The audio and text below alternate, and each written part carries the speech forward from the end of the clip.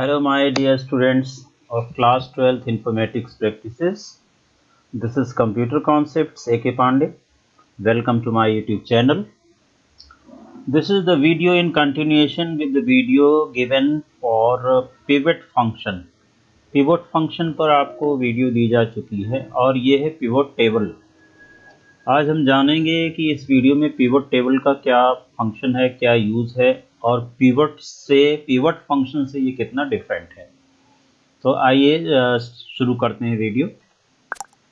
देखिए, पिवटिंग का जहाँ तक सवाल है, ये पिछली वीडियो में ये आपको एक्सप्लेन कर चुका हूँ कि डेटा पिवटिंग जो है वो कॉलम्स और रोज को रीअरेंज करके और उसका जो डेटा फ्रेम है उसका व्यू जो है चेंज करना, डिफरेंट पर्सपेक्टिव से आप उसे देख सकें. That is called as pivoting. Data pivoting summarizes extensive data. It rotates or pivots data from by transforming rows into columns. रोज और कॉलम्स, रोज को कॉलम में ट्रांसफॉर्म करना और रोटेट करना, डिफरेंट व्यू से शो करना, that is called as data pivoting. अब सवाल उठता है कि पिवट टेबल और पिवट में फंक्शन में क्या डिफरेंस है. तो पिवट टेबल का जहां तक सवाल है, pivot table is generalization of pivot method. Pivot method का जनरलाइजेशन है और एडवांसमेंट है. Like pivot method, it also produces a pivoted table, but it is different from pivot function in the following ways. Pivot function में क्या होता था कि अगर आप multiple entries of row column combination, किसी रो कॉलम का जो कॉम्बिनेशन है उसकी मल्टीपल डुप्लीकेट एंट्रीज डाल देते थे तो वहाँ पर वो एरर प्रोड्यूस करता था. ठीक है, दैट वाज पिवट, क्योंकि वो सिंगल एंट्री, यूनिक एंट्रीज के लिए काम करता था. Multiple entries for the row column combination, pivot function does not work. अभी मैं इसे आपको प्रैक्टिकली दिखा देता हूँ किस तरह से ये काम करेगा. और एग्रीगेशन करने का वहाँ पर कोई भी साधन नहीं था पिवट फंक्शन में. यहाँ पिवट टेबल फंक्शन में it aggregates the multiple entries present for a row column combination. We need to specify what type of aggregation we want. Sum, mean, max, min, count, ये सभी functions का इस्तेमाल आप duplicate values पर कर सकते हैं. जैसे आपने पढ़ा था ग्रुप बाय क्लॉज MySQL में, तो डुप्लीकेट एंट्रीज पर आप ग्रुप बाय फंक्शंस का इस्तेमाल करके वैल्यूज को एग्रीगेट कर पाते थे. सम, मैक्स, मिन, काउंट, वही फंक्शन वहाँ भी थे, सेम फंक्शन यहाँ भी आप इस्तेमाल करके डुप्लीकेट एंट्रीज पर एग्रीगेशन कर सकते हैं. तो ये एडवांटेज है पिवट टेबल का. अब जो है पिवट टेबल में यहाँ पर मैंने डिफरेंस दिखा दिया है, you can go through. Pivot is used for pivoting the data frame without applying aggregation. It does not contain same value और कॉलम इंडेक्स वाइल. अब यहाँ पर सेम वैल्यू और कॉलम इंडेक्स जो है नहीं हो सकता है. किसी कॉलम इंडेक्स और किसी भी रो का जो कॉम्बिनेशन है उसकी डुप्लीकेट नहीं हो सकती, जो कि मैंने बार बार आपको भी बता दिया. लेकिन पिवट टेबल जो है वो डेटा फ्रेम में एग्रीगेशन किया जा सकता है and it will work with duplicate values of column index. Columns और इंडेक्स की डुप्लीकेट वैल्यूज पर ये काम भी करेगा pivot table. That is the speciality of pivot underscore table. इसीलिए इसे लाया गया, क्योंकि pivot function was not sufficient to handle the duplicate values of the combination of rows and columns. Right. जहाँ तक इसके सिंटैक्स का सवाल है, सिंटैक्स पर जाने से पहले हम लोग एक बार पिवट फंक्शन में ये जो डिफरेंस मैंने बताया इसको थोड़ा कर लेते हैं. ये मान लीजिए आपके लिए एक प्रोग्राम बना हुआ है जिसमें नेम, UT1 और UT2 और UT3 के कुछ कॉम्बिनेशंस दिए हुए, मार्क्स दिए हुए. ये डेटा फ्रेम इससे भी बनाया जा सकता है और इसी का मैंने एक CSV फाइल बना दिया है, utrecords.csv. वहाँ से मैं आपको दिखा देता हूँ. I am going to show you कि उसमें डाटा किस तरह का है. Similar data frame can be produced by this command also. ये जैसे मैंने यहाँ से यहाँ तक कमेंट बना दिया है, क्योंकि मैं रीड अंडरस्कोर CSV यूज़ कर ले रहा हूँ, CSV फाइल के इस्तेमाल से DF बना ले रहा हूँ डाटा फ्रेम। अगर इसको आप नहीं बनाना चाहते तो इसे कमेंट बना करके इसे ऑन कर दीजिए, तो यहाँ से आपका डेटा फ्रेम बन जाएगा। ओरिजिनल डेटा फ्रेम प्रिंट किया, उसके बाद पिवोटिंग की गई है। तो क्या पिवोटिंग की गई है? df1 is equal to df dot pivot, index is equal to name, यहाँ पर नेम को इंडेक्स माना गया है। नेम में डुप्लीकेट वैल्यूज़ हैं, आप देख सकते हैं। और उस नाम के साथ मान लीजिए अमन है, अमन का यहाँ पर टेस्ट नेम UT1 है, UT2 है, UT3 है, इस 3 अमन है, ठीक है। इसके बाद खुशी खुशी खुशी UT1 UT2 UT3। अब मैं आपको पहले इसका जो डाटा हमने CSV फाइल बनाया हो उसे शो कर देता हूँ। देखिए यहाँ पर ये इसकी CSV फाइल है, एक्सेल में मैंने ओपन किया है, इसे आप नोटपैड में भी खोल सकते हैं। Comma separated values, name, test name and score. तो अमन अमन अमन, UT1 UT2 UT3। सिमिलरली खुशी खुशी खुशी, इसी तरह से सभी के 3-3 रिकॉर्ड्स हैं। अगर मैं यहाँ पर श्रेयस UT4 ये कॉम्बिनेशन, इसका दोनों कॉलम का कॉम्बिनेशन अगर सेव कर दूंगा तो एरर आने लगेगी। इसकी हैंडलिंग पिवट फंक्शन में नहीं थी। अभी आप फिलहाल मैं इस प्रोग्राम को अगर रन कराता हूँ यूनिट टेस्ट वाले को, तो देखिए इसका क्या आउटपुट आता है।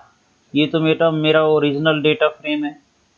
और उसके बाद जब पिवोटिंग की गई तो आप देखें यहाँ पर जो कॉलम आपका ये टेस्ट नेम था UT1 UT2 UT3, ये कॉलम में कन्वर्ट हो गया, और जो ये नेम्स थे ये रो इंडेक्स बन गए, ठीक है। नेम्स जो है ये रो इंडेक्स बन गए। और यहाँ पर अगर मैं UT4 ऐड कर देता हूँ एक, तो UT4 नया कॉलम यहाँ पर ऐड हो जाता है।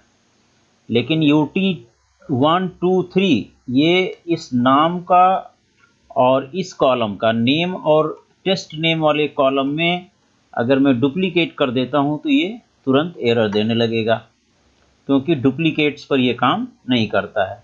तो चलिए हम लोग यहाँ एक्सेल में जा कर के इसकी एक डुप्लीकेट वैल्यू क्रिएट कर देते हैं। सपोज कीजिए कि यहाँ मैंने UT1 ही लिख दिया। देखिए श्रेयस UT1 श्रेयस UT1 दो बार हो गया। इसे सेव कर देते हैं।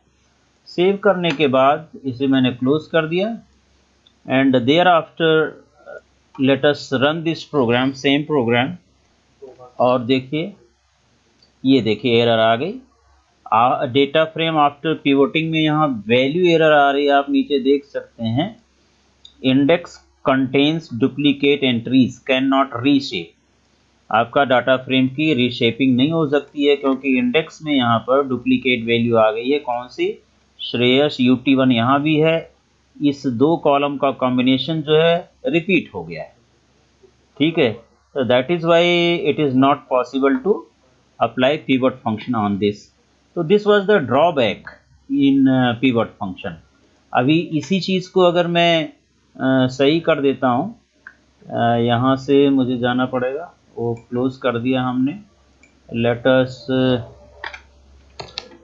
गो to the computer desktop, and यहाँ से मैं पिवोटिंग में UT रिकॉर्ड्स जो है आपका खोल करके, और इसे जैसे ही हटा दूंगा मैं duplicate record, and then I have saved it back, and thereafter let us run the programme.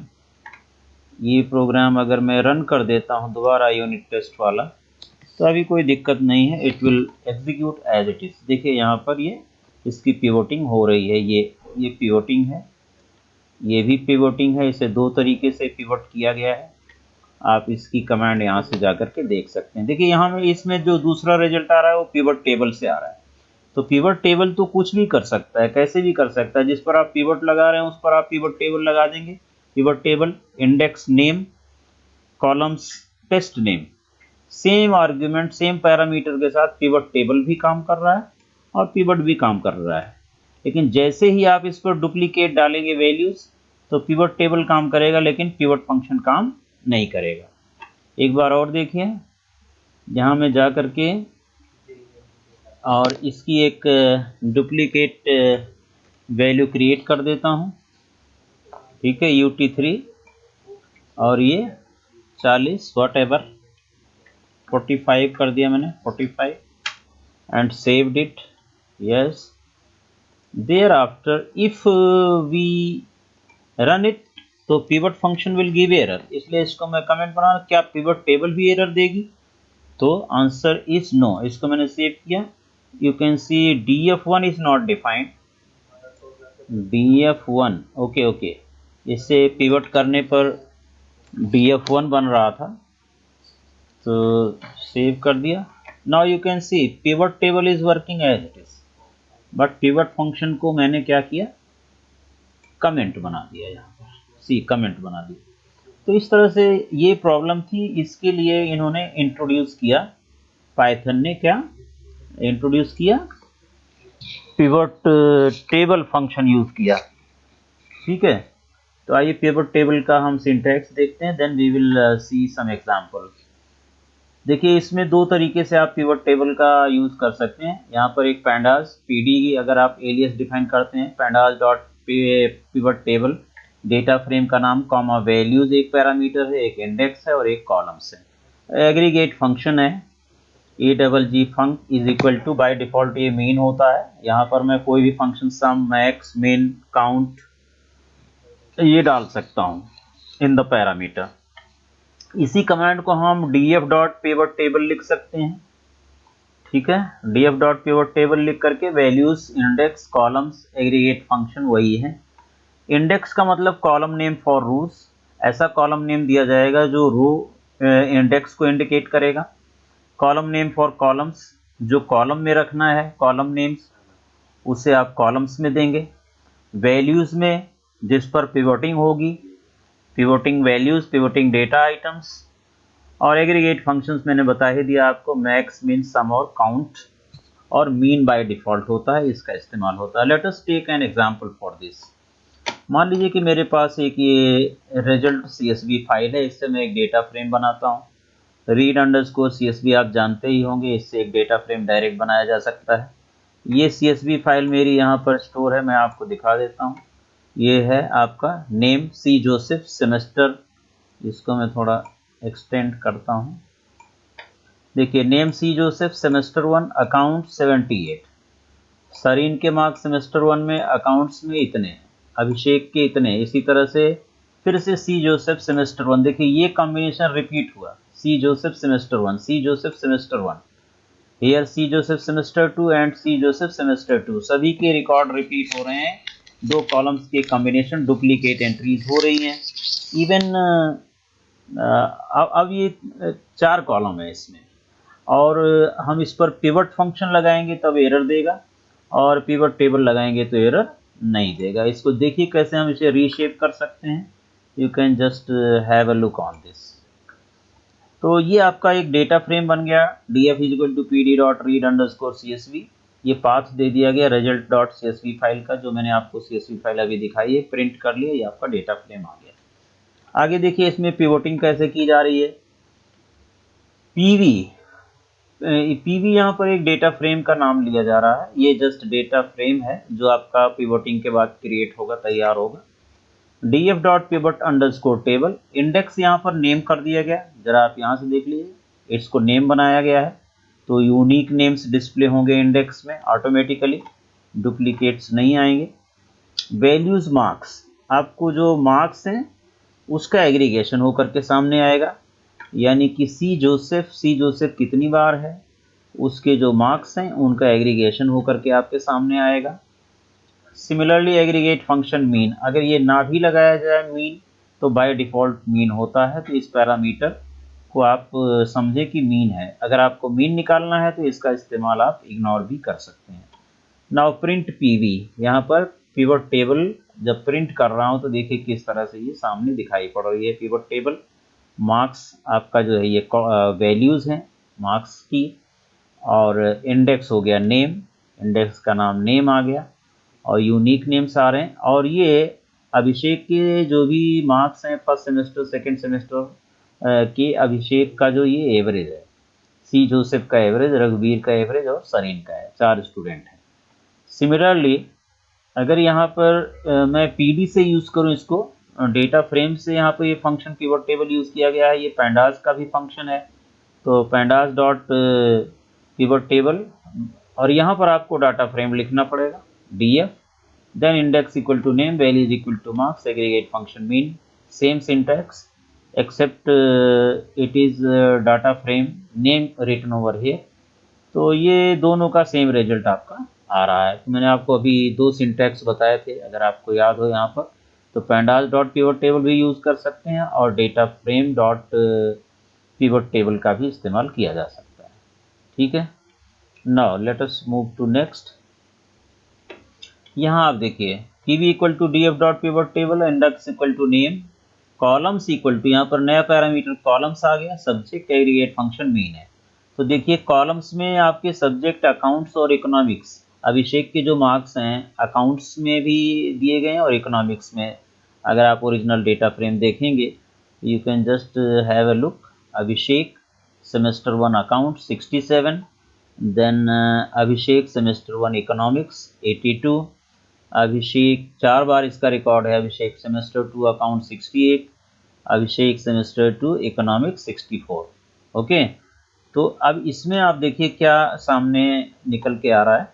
अभिषेक का अकाउंट्स में जो एग्रीगेट मार्क्स आ रहा है 67.5 और अभिषेक का इकोनॉमिक्स में 73.0, क्योंकि column is equal to subject दिया है, यानी कि दो कॉलम बन रहे हैं, सब्जेक्ट के नाम कॉलम बन जा रहे हैं, accounts and economics, right.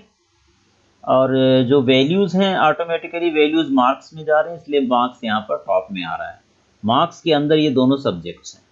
So this is what pivoting according to these parameters. मैंने आपको बताया था कि ये एग्रीगेट फंक्शंस आप ना भी इस्तेमाल करें तब भी ये कॉलम्स सब्जेक्ट देने के बाद मैं एग्रीगेट फंक्शन का इस्तेमाल मैंने नहीं किया, you are getting the same result here also. After that ये आपका to find subject wise mean.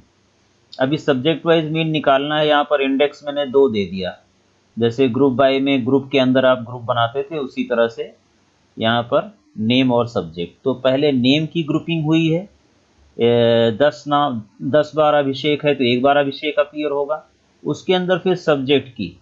तो अगर आपका जो अकाउंट्स है कितनी बार आया है, इकोनॉमिक्स कितनी बार आया है, एक बार है अभिषेक का, तो उस पर सब्जेक्ट की ग्रुपिंग हो गई एक तरह से कह लीजिए। तो यहाँ पर आपका जो इंडेक्स है नेम और सब्जेक्ट बन गया, अभिषेक का अकाउंट्स में, अभिषेक का इकोनॉमिक्स में। अकाउंट्स में जो एवरेज है यहाँ पर एग्रीगेट फंक्शन मीन लगा हुआ है, कॉलम्स में सब्जेक्ट हैं तो सब्जेक्ट आपके अकाउंट्स इकोनॉमिक्स आ रहे हैं। अकाउंट्स का जो मीन है this is 67.5 for Abhishek, semester 1 और सेमेस्टर 2 का ये एवरेज हो गया, एग्रीगेट हो गया।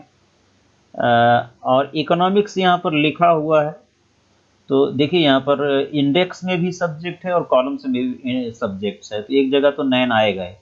इकोनॉमिक्स का यहाँ पर इकोनॉमिक्स के नीचे शो करेगा और यहाँ पर नैन कर देगा अकाउंट्स के नीचे, अकाउंट्स का अकाउंट्स के नीचे शो करेगा एग्रीगेट, इकोनॉमिक्स में नैन कर देगा। Similarly for all persons, all students, इसी तरह से ये शो करेगा। तो इस तरह से ये पिवट टेबल जो है एग्रीगेशन करके आपको आंसर देता है। आइए इसे पाइथन में हम लोग देख लेते हैं। तो आपको मैंने एक्सेल में CSV फाइल इसकी दिखा ही दी है, ये इसकी CSV फाइल है, यू कैन जस्ट व्यू। और अब मैं इसके प्रोग्राम में अगर चलता हूँ तो प्रोग्राम से यहाँ से आप देख सकते हैं, मैं इसको यहाँ से क्लोज कर देता हूँ, आई मीन कमेंट बना देता हूँ, फिलहाल सेव किया। तो ये तो आपका डेटा फ्रेम पूरा है, complete data frame CSV file से जो बन करके आ रहा है। यहाँ पर नेम को हमने इंडेक्स बनाया है और मार्क्स को हमने कॉलम बनाया है। आप ध्यान से देख लें, कमांड यहाँ से देखेंगे तो पहली कमांड यही है कि index equal to name, value is equal to marks, aggregate function mean. दूसरी कमांड की जहाँ तक बात है, अगर मैं इस कमांड को कॉपी पेस्ट करता हूँ, ये और में है, ये तो पैंडास के लिए है, ये वाली हम ले लेते हैं एक command, control C, then if we paste over here, तो नेम जो है वो इंडेक्स रहेगा, कॉलम्स में सब्जेक्ट और एग्रीगेट फंक्शन मीन। अगर मैं लिखता हूँ print PV, then you can see यहाँ पर नेम जो है वो इंडेक्स हो गया, ठीक है। कॉलम में आपके सब्जेक्ट्स आ गए, अकाउंट्स और इकोनॉमिक्स, ये सब्जेक्ट आ गए, और मार्क्स में वैल्यूज़ हैं, ये वैल्यूज़ आ गई। और एग्रीगेट फंक्शंस में यानी कि अभिषेक का अकाउंट में एग्रीगेशन सेमेस्टर 1 और सेमेस्टर 2 का ये है, अभिषेक का ही इकोनॉमिक्स में सेमेस्टर 1 और सेमेस्टर 2 का एग्रीगेट मीन ये है, like that for other students also. ठीक है। इसके बाद अगर मैं कोड में देखता हूँ तो 2 कॉलम पर अगर हमें काम करना है, 2 कॉलम पर इंडेक्स बनाया गया है। तो अगर मैं यहाँ चल करके if I do it, index is equal to name and subject, तो नेम पर पहले ग्रुपिंग होगी, उसके साथ साथ सब्जेक्ट पर भी ग्रुपिंग होगी। नेम और सब्जेक्ट का combination that will become the index of the pivoted table. And columns में भी आपके सब्जेक्ट आएंगे, तो जिन कॉलम्स में वैल्यूज होंगी मैचिंग कॉलम्स में, उसके नीचे तो वैल्यू आ जाएगी, बाकी के नीचे नैन आ जाएगा। एग्रीगेट फंक्शंस में मान लीजिए मैंने मीन ही लिखा हुआ है, and if I print this pivoted table, so you can see name plus subject has become index, और सब्जेक्ट ही कॉलम भी है, यहाँ पर कॉलम हो गया सब्जेक्ट, ऊपर मार्क्स दिख रहा है आपको। तो इस तरह से इसका एग्रीगेशन हो रहा है। और अगर मैं यहाँ पर फंक्शन सम लगा देता हूँ तो यहाँ पर मुझे सम दिखाएगा, you can see sum function. ठीक है, प्रिंट पीवी, तो this is your sum function at 135, यानी अकाउंट्स का अभिषेक का सेमेस्टर 1 प्लस सेमेस्टर 2 135। और इकोनॉमिक्स का यहाँ नहीं है क्योंकि इसके नीचे सामने अकाउंट्स लिखा है, तो यहाँ इकोनॉमिक्स का आ नहीं सकता है। इकोनॉमिक्स सब्जेक्ट यहाँ पर है, इसके नीचे 9 आ गया, उसका टोटल यहाँ पर आ जाएगा 146। इसका आप एवरेज निकालिए 2 से डिवाइड करके, तो आपका ये कितना दे रहा है, 73.0 दे रहा है, लाइक दिस। यहाँ पर और भी जो फंक्शन आप लगाना चाहते हैं लगा सकते हैं, मैक्स लगा सकते हैं, मिन लगा सकते हैं, काउंट लगा सकते हैं। फर्ज कीजिए मैंने काउंट लगाया, then what will happen, let us see. ये किया और इसे प्रिंट करा के देखिए तो इसकी काउंटिंग आएगी। ये देखिए इसमें अकाउंट्स में 2 सब्जेक्ट्स हैं, इकोनॉमिक्स में नथिंग, यहाँ पर टेस्ट सेमेस्टर 1 सेमेस्टर 2, यानी टेस्ट जो है वो सेमेस्टर 1 2 बार आया होगा, अकाउंट्स में सेमेस्टर 1 2 बार आया होगा, इकोनॉमिक्स में 2 बार सेमेस्टर 1 सेमेस्टर 2 आया होगा। तो इसके लिए इस तरह से काउंटिंग करता है। Similarly you can have max and mean also, sorry, यहाँ पर एग्रीगेट फंक्शंस में मैक्स और मिन भी लगा सकते हो। तो बेसिकली हमारा जो कॉलम्स हैं वो रो के फॉर्म में ट्रांसफॉर्म हो जाते हैं, और इसमें डुप्लीकेट वैल्यूज रहती हैं तब भी वो शो करता है। देखिए टेस्ट में भी ये लिख रहा है अकाउंट्स मैक्स क्या है, मैक्सिमम 68 है अकाउंट में, 2 बार अभिषेक के अकाउंट्स में मार्क्स होंगे, उसमें से 68 हाईएस्ट है। तो ये टेस्ट में भी हाईएस्ट सेमेस्टर 2 निकाल रहा है, सेमेस्टर 1 को नहीं निकालेगा क्योंकि 1 जो है वो कम होता है, 2 ज़्यादा होता है, लाइक दैट। इस तरह से आप पिवट टेबल फंक्शन का इस्तेमाल कर सकते हैं। और that's it about this video. और अगर आपको ये देखिए यहाँ पर भी क्या किया गया है, एग्रीगेट फंक्शन में कॉलम्स वही हैं, नेम और सब्जेक्ट का कॉम्बिनेशन है। यहाँ पर एग्रीगेट फंक्शन सम का इस्तेमाल किया गया है, जो कि मैंने आपको दिखा दिया।